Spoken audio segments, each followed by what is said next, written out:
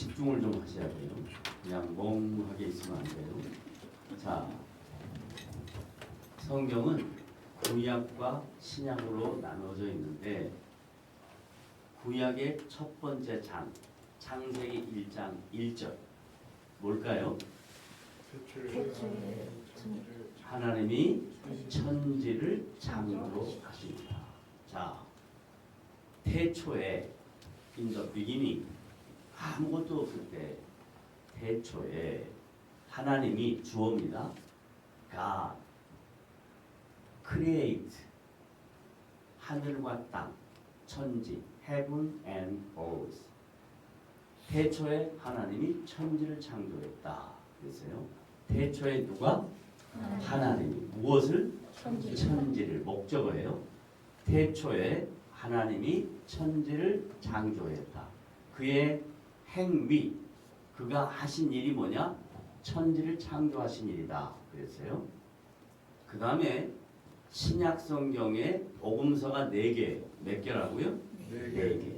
마태, 마가, 누가, 요한. 근데 요한복음에 1장 1절에 거의 비슷한 내용이 있어요. 뭐라고 있어요? 태초에 말씀이 계시니라. 태초에 뭐가 있었다고요? 말씀. 그러면 하나님과 말씀이 같은 거예요. 그래서 요한복음 1장 12절에 말씀이 우리 가운데 거하심에 그래요. 뭐가요? 말씀이 누구 가운데? 우리 가운데. 네. 말씀이 네. 누구 가운데? 네. 내 가운데 거하심에.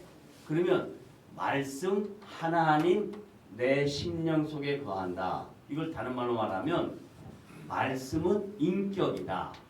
말씀은 뭐라고요? 인격이다. 인격이다. 퍼스널리티다. 인격이다. 여기서 이제 풀어갈 거예요. 말씀이 인격이다.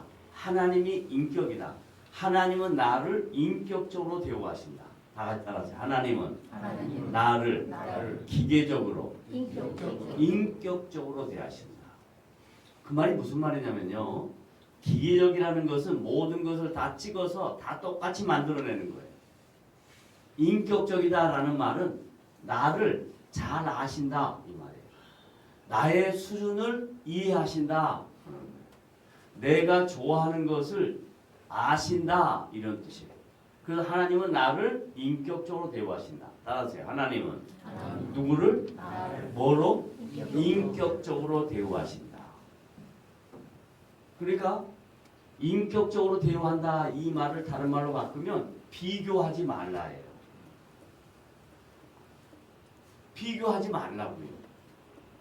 왜 하나님 저 사람한테 이렇게 하는데 나한테는 이렇게 하세요? 이렇게 하지 마세요. 하나님은 나에게 가장 필요한 것으로 나를 여기까지 인도하시는 거예요. 그러니까 비교하지 말자. 신앙생활하면서 중요한 거 뭐냐면 뭐 하지 말자? 비교하지 말자. 비교하면 낙심이 생겨요. 비교하면 죄가 스물스물 들어와요.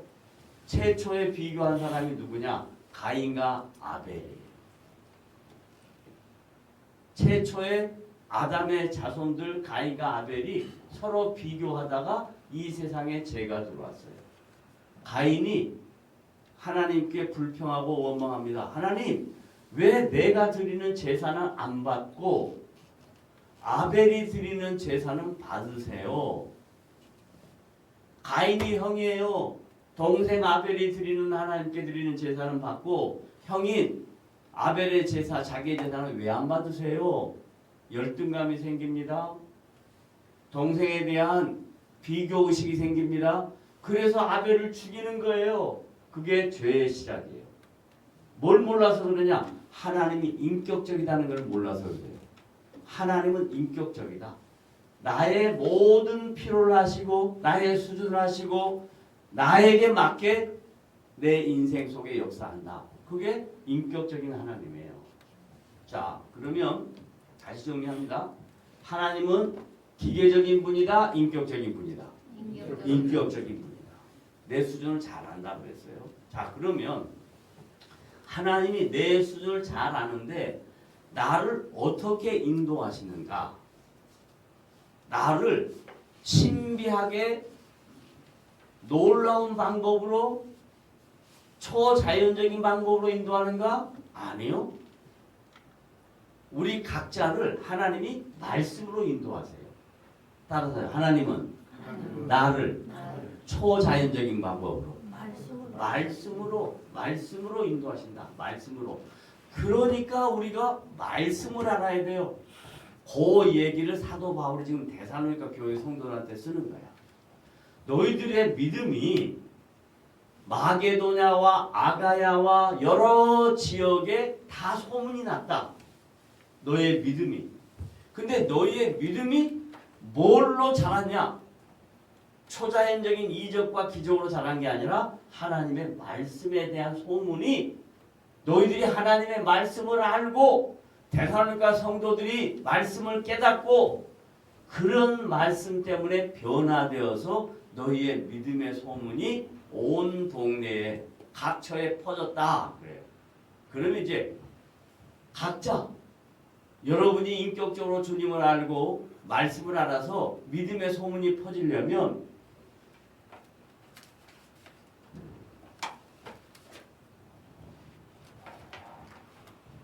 믿음의 소문이 퍼지려면 말씀을 알아야 되는데 말씀은 뭐냐? 로마서 10장 17절에 보면 그러므로 믿음은 들음에서 나며 시작 그러므로 믿음은 뭘로? 들음에서 나며 들음은 그리스도의 말씀으로 말미암느니라 그래요. 다 같이 이제 전체적으로 한번 이어봅니다. 그러므로 믿음은 뭐요? 들음에서 나며 그 다음에 들음은 뭐요? 그리스도의 말씀으로 말미암는다. 그러니까 믿음은 어디에서 자라느냐? 하나님의 말씀으로부터 자라는 거예요. 그러니까 말씀을 모르면 믿음은 자랄 수가 없어요. 교회 아무리 오래 다녀도 교회에서 뭐 별 직분을 다 가져도 말씀을 모르면 아무 소용이 없어요. 믿음은 들음에서 나며 들으면 그리스도의 말씀으로 말미암는다. 따라합니다. 믿음은 뭘로 난다고요? 들음에서 나며 들으면 뭐라고요? 그리스도의 말씀으로 말미암는다. 그러니까 이 말씀이 우리에게 다가오면 주님의 말씀을 깨달아지면 주님의 말씀을 믿게 되면 달라지게 되는 거예요. 어떻게 달라지냐? 달라지는 내용이 있습니다. 오늘 주보에 나온 대로 자 주의 말씀을 통해 얻어진 영적 교훈. 첫째 시작 하나님을 향한 하나님을 향한 나의 믿음의 소문이 나는 거예요. 그 말이 무슨 말이냐? 사람들이 우리 보고 뭐라 그러냐면 너 변했다. 그래. 너 달라졌다. 그래. 그럼 뭐가 달랐냐? 첫째, 눈길이 달라지냐. 눈길이. 옛날에는 말씀이 없으면 어떤 눈길이냐면 그냥 남을 향해서 뭔 눈빛이 나가는 거예요. 레이저가 나가요. 레이저. 그런데 예수를 믿고 말씀을 통해서 변화되면 우리의 눈이 달라져요. 어떻게 달라져요? 부드럽게 달라져요.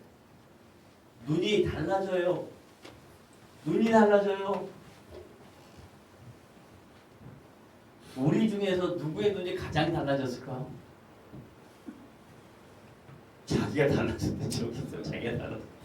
뭐 인정해 줄게요. 말씀을 깨달아가면요 눈빛이 어떻게 달라냐? 레이저 눈빛이 아니라 상대방을 이해하는 눈빛으로 달라져요. 상대방을 배려하는 눈빛으로 달라져요.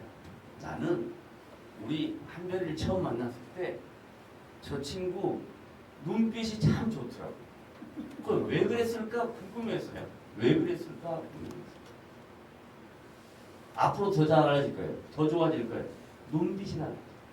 너희의 믿음의 소문이 생긴다. 나의 믿음의 소문이 생긴다. 저 사람 달라졌어. 뭔가 변했어. 이렇게 되는 거예요. 말씀으로 가능한 거예요. 다른 것 갖고 안 돼. 어제 우리 임 목사님하고 나하고 뭔 얘기하다가 자기가 스님들처럼 스님들처럼 좀 뭘 해야 되겠대. 그래서 제가 그랬어요. 당신의 모습은 참 정말 최고의 스님 같다. 어디 가서 비교가 되지 않을 만큼 최고의 스님 같다. 그것도 벗으면 정말 최고의 스님 같다. 그런데 진짜 모습은요, 주님의 말씀이 우리 안에 들어오면요, 우리의 눈이 달라져. 행동거지가 달라져. 분명합니다. 그래서 말씀은 우리를 변화시켜요. 두 번째, 말씀을 통해서 얻은 영적 교훈이 뭐냐면, 다 같이 시작. 어떻게 우상을 버리게 되는가. 여러분, 우상 그러면 뭘까요? 1세기의 우상은요, 전부 다 신전들이었어요. 신전들. 큰 신전을 만들어 놓고 그 속에 가서 우상 섬겼어요. 그러면 지금 우상은 뭐냐? 다 다른 타 종교의 우상 말고요. 여러분에게 각자 우상이 있어요. 여러분에게 각자 우상이 있어요. 안 버려져요. 아무 관계 없어요. 직분하고 관계 없어요. 각자 모두에게 우상이 다 있어요. 이 우상을 어떻게 버리는가? 주님의 말씀 아니면 우상이 버려지지가 않아. 주님의 말씀이 나에게 있는 나의 영적인 우상이 없어지게 돼요. 영적인 우상은 다양해요. 사람마다 다 달라요. 이 영적인 우상이 버려지고.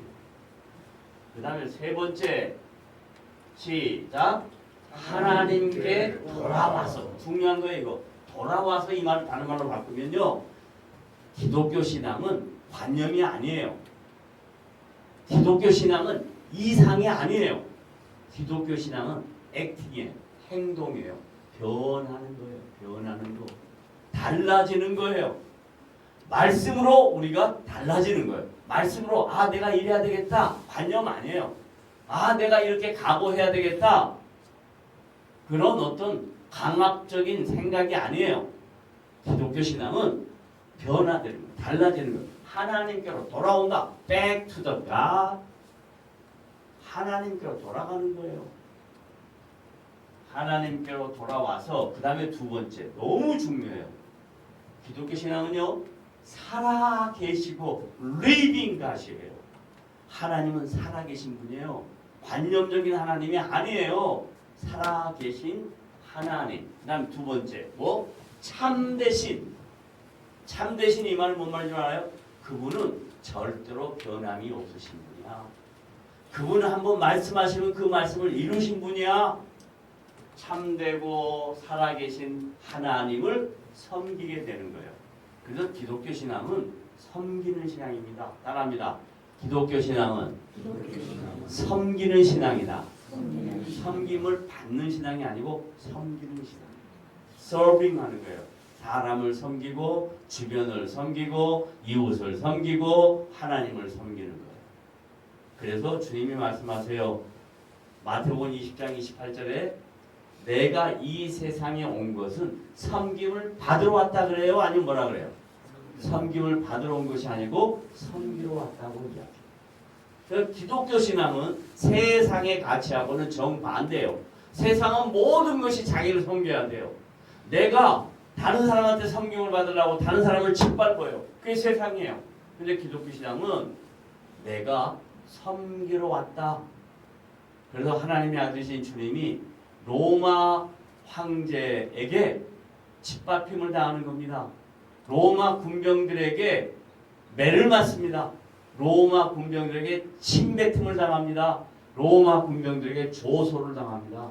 그리고 로마 최고의 형벌인 십자가를 친히 지시는 겁니다.